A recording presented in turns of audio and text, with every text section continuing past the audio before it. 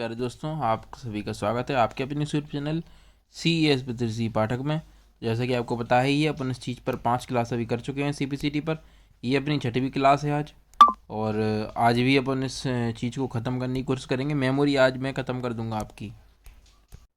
आज जो अपना मेमोरी का चैप्टर है वो आज ख़त्म हो जाएगा हर हालत में।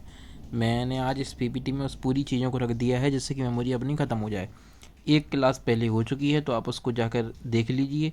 बहुत ही महत्वपूर्ण क्लास है, आपको बहुत फ़ायदा मिलेगा, मेरा वादा है आपसे। वीडियो को पूरा देखें, स्किप ना करें। बहुत ज़रूरत जानकारी जो आपको है होनी चाहिए वो मैंने इस वीडियो में दी है।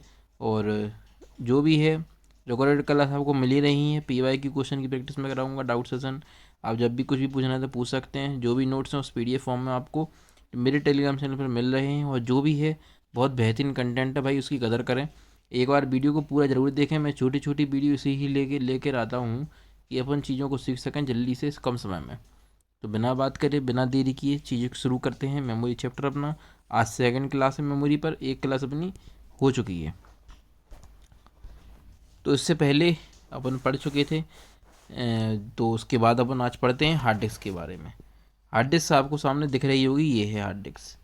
ठीक है, तो हार्ड डिस्क जो है अपनी मैग्नेटिक डिस्क के अंतर्गत आती है। ठीक है, जिसमें एल्यूमिनियम पदार्थ की बनी हुई वृत्ताकार प्लेट का उपयोग किया जाता है। देखो, एल्यूमिनियम पदार्थ की बनी हुई वृत्ताकार, ये है, देखो ये दिख रहा ना। तो एल्यूमिनियम की बनी हुई वृत्ताकार प्लेट का उपयोग किया जाता है, जिसकी सतह पर चुंबकीय पदार्थ का लेपन किया जाता है। इस पर कुछ मैग्नेटिक चीज़ों का यूज किया जाता है। जैसे ही इस डिस्क में उपस्थित स्पिंडल मोटर की सहायता से घुमाया जाता है, तो इसमें एक मोटर लगी थी, स्पिंडल मोटर बोलते हैं इसको। तब इस डाटा को पढ़ा या लिखा जा सकता है। ठीक है, तो हार्ड डिस्क एक चुंबकीय डिस्क है। तो पहले क्या हुआ था, पहले जो अपनी जो डिस्क होती थी उनमें डाटा नहीं चिपक पाता था। पहले ये ऐसा यूज किया गया वैज्ञानिकों द्वारा। तो उनने किसी चीज़ को घिस कर देखा और उस पर चिपका कर देखा, तो उसमें डाटा चिपका, तो पर इस मैग्नेटिक डिवाइस का यूज किया क्यों है, इसलिए कि उस पर डाटा ज़्यादा समय तक रुक सके। ऐसे ही होता है अब अपने साथ कि एक बार अपन डाटा सेव कर देते हैं तो वह हटता नहीं है। तो उनमें ही किस चीज़ का यूज किया जाता है, कभी भी आपसे पूछा जाए कि इसमें किस धातु का यूज किया जाता है, तो अपन बोलेंगे फेरोमैग्नेटिक धातु का। हम फेरोमैग्नेटिक मटेरियल की एक परत चढ़ा देते हैं इसके ऊपर, जिससे कभी भी डाटा समाप्त होना नहीं होता है।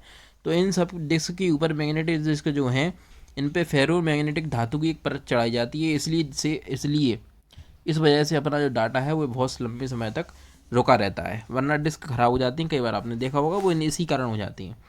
तो जो हार्ड डिस्क है, सबसे ज़्यादा जो स्टैंडर्ड हार्ड डिस्क है उसका जो साइज़ है वो 3.5 इंच है। कितना है? 3.5 इंच। ठीक है, अब कुछ बात और होते हैं, जैसे कि ये होते हैं ट्रैक, सेक्टर, सिलेंडर और प्लेटर। तो इनके बारे में मैं बताऊंगा आपको, घबराने की जरूरत नहीं है, मैं बताऊंगा इनके बारे में भी। अभी और देखते हैं। हाँ, ये क्या लिखा हुआ है? SSD में क्या है, ये SSD देख लेते हैं। SSD यानी कि सॉलिड स्टेट ड्राइव 2.5 इंच की साइज़ होती है। जो अपनी जो हार्ड डिस्क होती है वो कितने की थी? 3.5 की, 3.5 की अपनी हार्ड डिस्क है। तो और जो अपनी जो क्या बोलते हैं, SSD यानी सॉलिड स्टेट ड्राइव है, जो आजकल हार्ड डिस्क की जगह जिस डिवाइस का यूज किया जा रहा है वह है सॉलिड स्टेट ड्राइव। इसका यूज किया जा रहा है। ये हार्ड डिस्क की तुलना में ज़्यादा तेज़ होती है, इसलिए हम इसका यूज कर रहे हैं। ठीक है, क्योंकि ये एक इलेक्ट्रिक धातु है, इलेक्ट्रिक डिवाइस है। वह इलेक्ट्रिक नहीं है, मैग्नेटिक है। एआई प्लेट के बाहर वाली पोर्शन को ट्रैक एआई प्लेट के बाहर वाले पोर्शन को ट्रैक और यह ट्रैक छोटे छोटे भागों में विभाजित होते हैं, जिसे ब्लॉक या सेक्टर कहते हैं।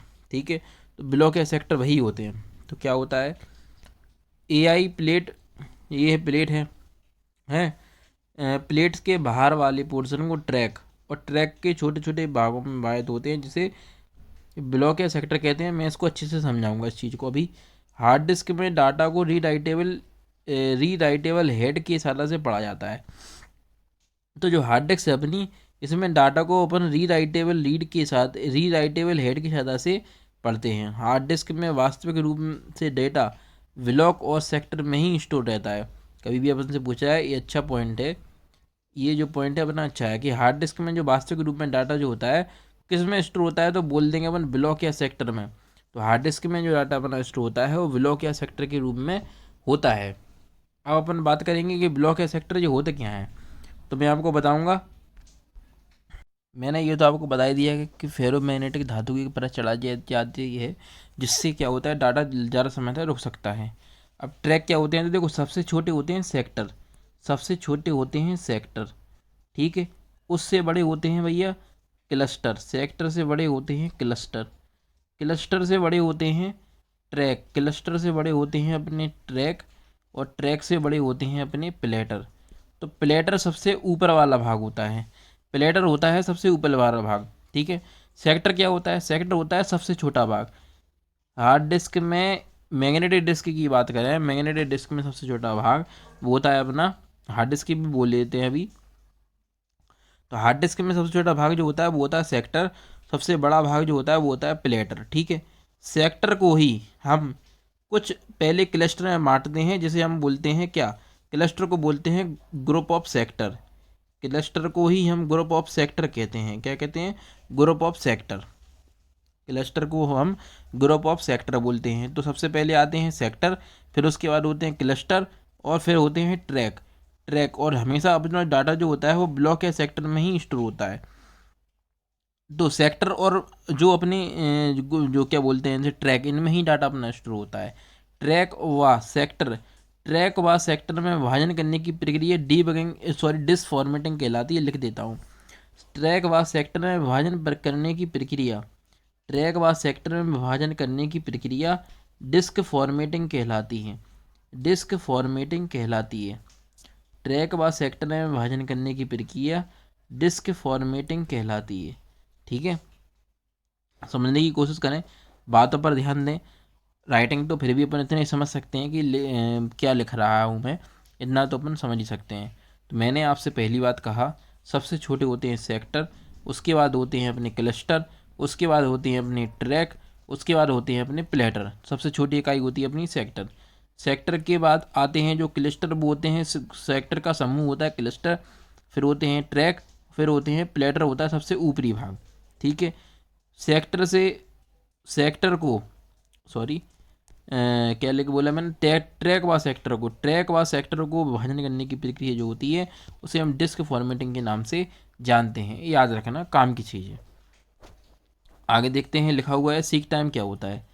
तो री राइटेबल, रीड और राइटेबल हेड जिस पोजीशन पर रखा रहता है उस पोजीशन से उस ट्रैक तक पहुंचने में लगा समय जिसमें वास्तविक रूप से डेटा मौजूद होता है सीक टाइम कहलाता है।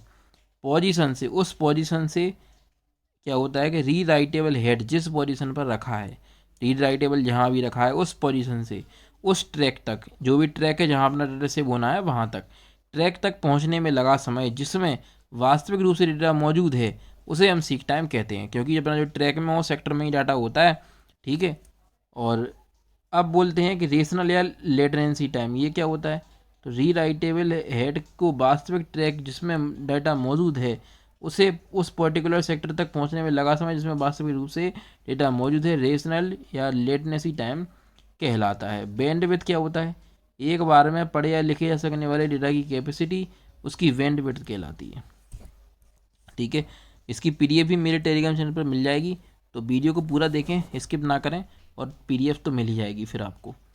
अब बात करते हैं कि जो अपनी हार्ड डिस्क होती है 3.5 इंच की, वो कौन कौन से प्रकार हैं उसके। एक तो होता है देखो पाटा, एक होता है साटा, एक होता है SCCI, SCSI। तो जो पाटा होता है इसमें ए का मतलब, ATA का मतलब सब में सेम होता है। ATA मतलब एडवांस टेक्नोलॉजी अटैचमेंट, ये तीन दोनों का एक ही होगा, एडवांस टेक्नोलॉजी अटैचमेंट। बस पी का मतलब पैरेलल हो जाता है, और एस का मतलब होता है सीरियल, और SCSI जो है स्मॉल कंप्यूटर सिस्टम इंटरफेस, ये इसका मतलब हो जाता है। तो इसके मतलब को भी आज अपन देख लेंगे, क्लियर कर लेंगे, अपने मन में डाउट ना रहे। तो फ्लॉपी डिस्क क्या होती है, तो जो पाटा है अपनी पैरल ATA है, ये तो हार्ड डिस्क का एक प्रकार है ही, और जो साटा है ये भी एक प्रकार है। ATA एक जो होता है कि इनमें एक टेक्नोलॉजी का यूज हम करते हैं, वह ATA शब्द है ये। और जो SCSI है, SCSI ये होती है सर्वर कंप्यूटर पर लगी हार्ड डिस्क। तो याद रखना इसको, सर्वर कंप्यूटर पर लगी हार्ड डिस्क, सर्वर कंप्यूटर पर लगी हार्ड डिस्क होती है SCSI। ठीक है, आगे बात करते हैं फ्लॉपी डिस्क। फ्लॉपी डिस्क वृत्ताकार प्लेट में विभाजित होती है। ठीक है, वृत्ताकार प्लेट में विभाजित होती है, जिसे जिसे ट्रैक कहा जाता है। यह वृत्ताकार प्लेट छोटे छोटे सेक्टर में विभाजित होती हैं, जिसमें वास्तविक रूप से डेटा मौजूद होता है। यह एकमात्र ऐसी स्टोरेज डिवाइस है जिसकी स्टोरेज कैपेसिटी उसके आकार पर निर्भर करती है। फ्लॉपी डिस्क के आकार के आधार पर फ्लॉपी डिस्क के प्रकार भी होते हैं। फ्लॉपी डिस्क पोर्टेबल डिस्क है जो माइलर पदार्थ की बनी होती है। किसकी बनी होती है? माइलर पदार्थ की बनी होती है। याद रखना भाई, है ना। तो कुछ चीज़ें याद रखने की इसमें ज़रूरत है अपन को फ्लॉपी डिस्क में। फ्लॉपी डिस्क का साइज़ हर बार पूछा जाता है, आगे जाके आपको मिल जाएगा। अभी ये लिखा हुआ है, देखता हूँ एक सेकंड। हाँ, ये है फ्लॉपी डिस्क का साइज है। तो सबसे ज़्यादा जो क्वेश्चन आता है वो इस वाले से ही आता है। सबसे ज़्यादा क्वेश्चन ऐसे ही पूछा गया है अभी तक।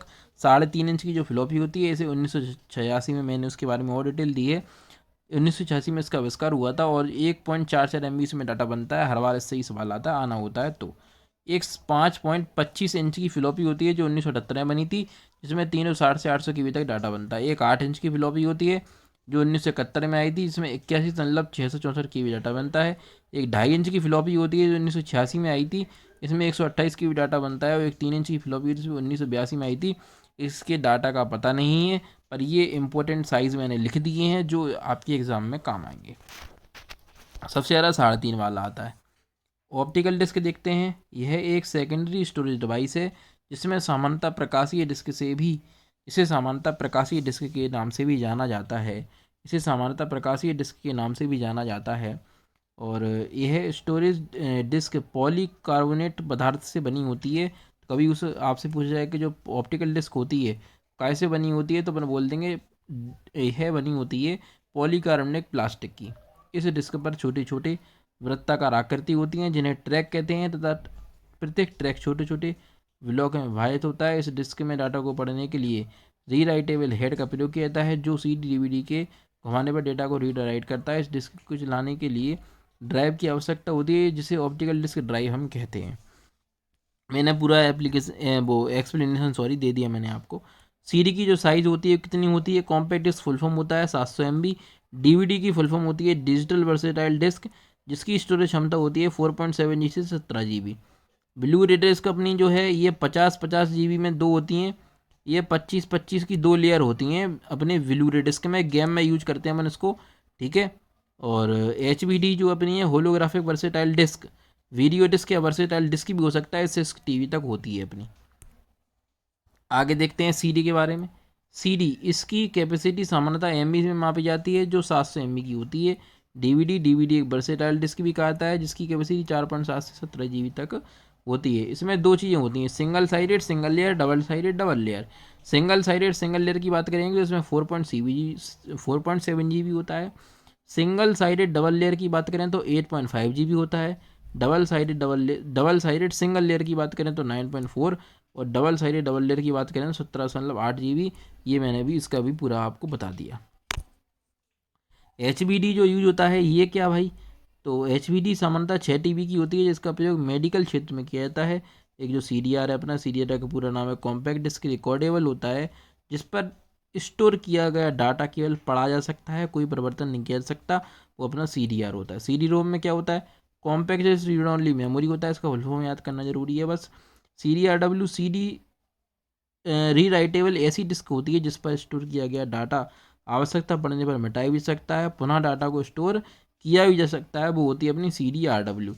CD-WOM यानी compact disc write once read many, एक बार लिखो कई बार पढ़ो, राइट वंस रीड मैनी, इसका फुल फॉर्म ही यही है, ठीक है। आगे देखते हैं, जो BRD मैंने बोला था वह ऐसा होता है।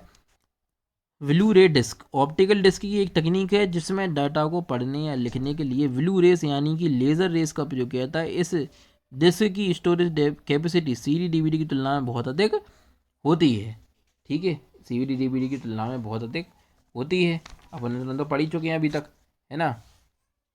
और जो ब्लू रे डिस्क होती है ये ब्लू रेस पर काम करती है, ब्लू रेस पर। और चीज़ें बता देता हूँ मैं पीछे की। ब्लू रे डिस्क है, ब्लू रेस पर काम करती है।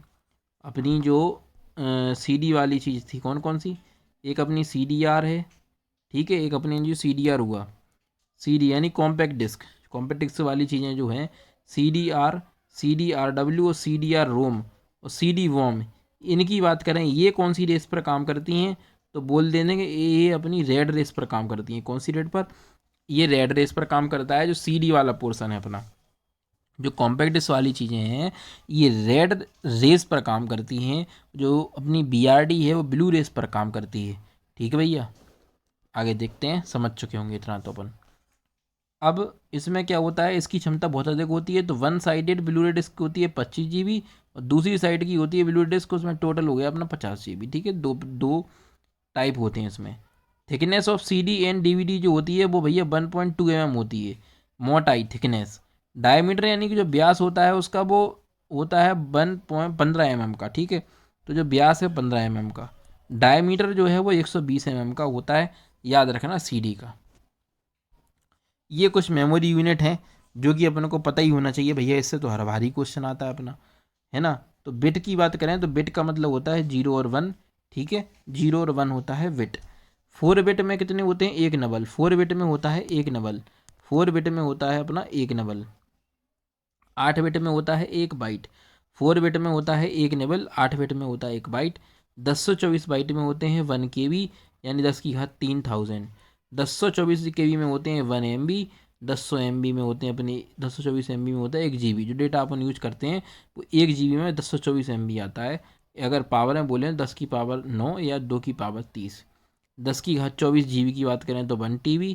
10 की घात TB की बात करें तो 1 PB। 1024 PB की बात करें तो 1 EB। और 1024 EB की बात करें तो 1 ZB। और 1024 ZB की बात करें यानी कि ZB यानी इनके फुल फॉर्म सारे लिखे हुए हैं भाई साइड में, देख भी सकते हैं अपन, देखते जाइए। 1024 ZB यानी कि 1 YB यानी योट्टाबाइट। और 1024 YB यानी 1024 योट्टाबाइट बराबर 1 ब्रोंटोबाइट। और 1024 ब्रोंटोबाइट बराबर 1 GB, जो कि सबसे बड़ी हाईएस्ट अपनी मेमोरी अभी तक है। तो इसको अच्छे से याद करें भाई इस चार्ट को, और इसका स्क्रीनशॉट ले लें तो आपको और ज़्यादा सुविधा होगी। आगे देखते हैं। 1 मिलियन बाइट में 1 MB। ठीक है, 10 मिलियन बाइट में 10 MB। 1 बिलियन बाइट में 1 GB। 10 बिलियन बाइट में 10 GB। 1 ट्रिलियन बाइट में 1 TB। तो 10 ट्रिलियन बाइट में 10 TB। और 1000 बाइट में 1 KB। ठीक है, एक होता है FAT यानी फाइल एलोकेशन टेबल। एग्जाम्पल इसका डॉस। डॉस अपना FAT का उदाहरण है, फाइल एलोकेशन टेबल का उदाहरण। फाइल एलोकेशन टेबल सिस्टम का यूज हम किस में करते हैं? डॉस में। NTFS सिस्टम का यूज करते हैं अपन, न्यू टेक्नोलॉजी फाइल सिस्टम का यूज करते हैं अपन विंडो में। और जो AEXT यानी होता है एक्सटेंडेड फाइल सिस्टम का यूज करते हैं हम लाइनक्स यूनाइट में। आगे देखते हैं, कुछ इनके बारे में भी जानकारी है। जो फाइल एलोकेशन टेबल है, तो फाइल एलोकेशन टेबल एक ऐसी फाइल एलोकेशन टेबल जो डेटा के संबंध में पूरी जानकारी को स्टोर करके रखती है तथा न्यू फाइल को मेमोरी में स्पेस भी एलोकेट करती है। न्यू फाइल या मेमोरी में स्पेस भी एलोकेट करती है। तो फाइल एलोकेशन टेबल छोटे छोटे ब्लॉक्स में विभाजित होते हैं, उन्हें अपन क्लस्टर कहते हैं, जिन्हें फैट के निम्न प्रकार हैं: FAT8, FAT12, FAT16, FAT32, FAT48, FAT64। ये अपने टाइप हैं। फैट फाइल सिस्टम के फाइल नेम्स में ये साइन होते हैं भैया, एक अपना स्लैश, ये दोनों प्रकार का कॉमा अंडर ये अपना question mark, special character use किए जाते हैं। रिवर्स नेम जो फाइल सिस्टम के द्वारा फाइल्स को मैनेज करने के लिए किया जाता है वो ये हैं: ऑक्स है, COM1, COM2, COM3, LPT1, LPT2, LPT9 और कॉन एनयूए। ये ऐसे कुछ फाइल के नेम होते हैं। ठीक है, तो इनको याद करने की अपन को, जब अपन याद करेंगे तभी ये चीज़ें अपन को दिमाग में आएंगी, नहीं तो नहीं आएंगी। भाई मैं ये कंटेंट बहुत फ्री में आपको दे रहा हूँ, मैं ऑफलाइन ही पढ़ाता हूँ, तो आप भी इसको समझें इन चीज़ों को। और यही कंटेंट के आपको बहुत पैसे देने पड़ेंगे, और देते भी हैं कई लोग भाई। तो आप अगर इससे भी देख लें तो आपका बहुत फ़ायदा होगा। और CBCT बहुत कोई बड़ा एग्ज़ाम नहीं है, इससे पास हो जाएगा। NTFS की बात करते हैं, न्यू टेक्नोलॉजी फाइल सिस्टम की। यह फाइल एलोकेशन की तुलना में एडवांस फाइल सिस्टम है। तो फाइल एलोकेशन का बड़ा एक वर्जन आया, वो था NTFS। जैसे कि डॉस है, तो डॉस एक छोटा वर्जन है था, उसके बाद डॉस के बाद विंडो आया। ठीक है, जिसका प्रयोग विंडो ऑपरेटिंग सिस्टम में फाइल को स्टोर करने के लिए किया गया। तो फैट का यूज हुआ था अपना डॉस में। फैट का यूज हुआ वो कहाँ हुआ? फैट का यूज हुआ डॉस में। NTFS का यूज कहाँ हो रहा है? विंडो ऑपरेटिंग सिस्टम में। ठीक है। Introduce in 1993 of window 98 N T यानी कि new technology. File name 255 character तक इसमें अपन फाइल नेम दे सकते हैं। सपोर्ट इन ऑपरेटिंग सिस्टम में विंडो एन टी, विंडो में, मैक ओएस में, लिनक्स कर्नल वर्जन 206 इसमें अपन सपोर्ट कर सकते थे। आगे देखते हैं EXT क्या होता है। EXT इसका पूरा नाम होता है एक्सटेंडेड फाइल सिस्टम। यह एक ऐसी फाइल सिस्टम है जिसका प्रयोग लिनक्स ऑपरेटिंग सिस्टम में फाइल्स को मैनेज करने के लिए किया जाता है। इंट्रोड्यूस हुआ था 1992 में। तो कुछ टाइप होते हैं एक्सटेंशन, एक्सटेंडेड फाइल सिस्टम भी बोल सकते हैं इसको। एक्सटेंडेड फाइल सिस्टम के कुछ टाइप होते हैं, कौन कौन से, तो EXT1, EXT2, EXTNX, LAFS, EXT3, JFS, ये अपने और भी कई नाम हैं, इन्हें तो ऊबड़ खाबड़ से नाम होते हैं, तो ऐसे याद करने पड़ेंगे। आगे देखते हैं क्या है कि most USB flash drive which will have a fat 32 system का यूज जो करते हैं। ऐसे कुछ फ्लैश ड्राइव हैं, जैसे कि पेन ड्राइव है अपना फैट 32 पे होता है, SD कार्ड अपना फैट 32 और फैट 16 पे है, फाइल लोकेशन टेबल बोलते हैं, फ्लॉपी डिस्क फैट 12 पर है, और DVD है UDF इन यूनिवर्सल डिस्क फॉर्मेट पर काम करता है। ठीक है भाई, और धन्यवाद आप सभी का, आपने पूरी वीडियो को देखा। तो ज़रूर से ज़्यादा इसको शेयर करें, और जो भी है अगर आपको समझ में आया है तो कमेंट करके आप ज़रूर बताया करें भाई। आप लोगों के ही हमें आप लोगों के अगर कमेंट आएंगे, आप लोगों के हमें जो भी मिलेंगे रिव्यू, उसी के हिसाब से मैं आगे काम करने के लिए और ज़्यादा उत्सुक रहूँगा। तो भाई ज़्यादा से ज़्यादा शेयर करिए, सब्सक्राइब तो कर ही दिया करो, अच्छा लगता है कि आप लोग सब्सक्राइब कर देते हैं, तो उत्साह थोड़ा और बढ़ जाता है। तो मैं ऐसे ही उत्साह उमंग के साथ आप लोगों के लिए नई नई चीज़ों को लेकर आऊँगा। तो आप भी थोड़ा सा सब्सक्राइब के लिए ध्यान दें और ज़्यादा से ज़्यादा शेयर करें और पूरी वीडियो को देखा करें। धन्यवाद।